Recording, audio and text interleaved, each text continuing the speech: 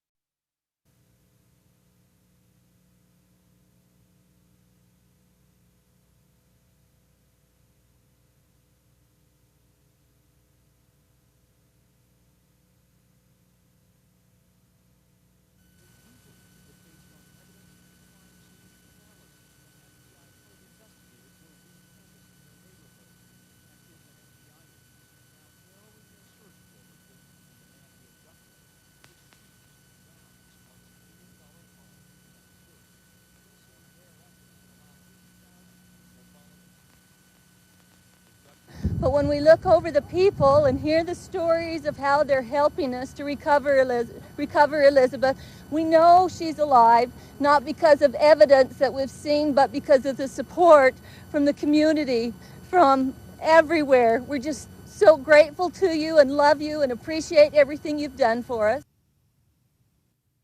Elizabeth, about the trip. We're going to have cooked Edwards over the fire. Are you having fun? This is family. Dawn. It was always miserably and bitter cold there. But in February 1846, Brigham Young settled the vast heights with a new home. Where we...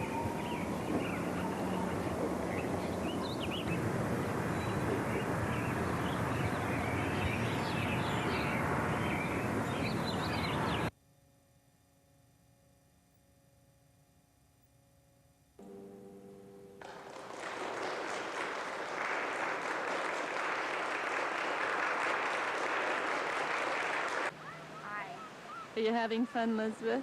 Yeah. Hey, Elizabeth, about the trip. I'll tell you that they're asking, they tried 6 years later, or as we called it, dying.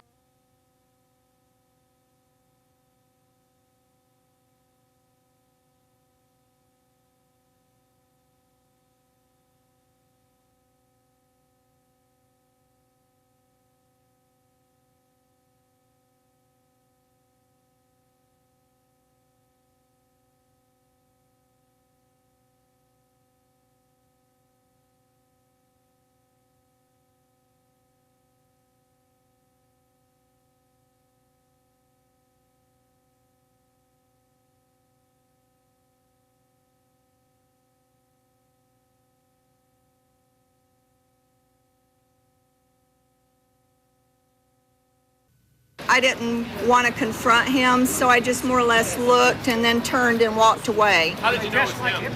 From the pictures I had seen on the television. Looked just like him. Yeah, it did. Looks just like him. How did you guys feel? Scared. Scared? Nervous. You guys felt scared? What was Elizabeth's reaction when she saw you guys? We didn't know it was did her. not know it was her. What did she do? You now know it was her.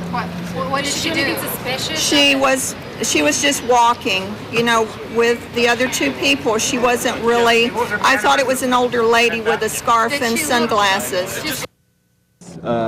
It's a miracle.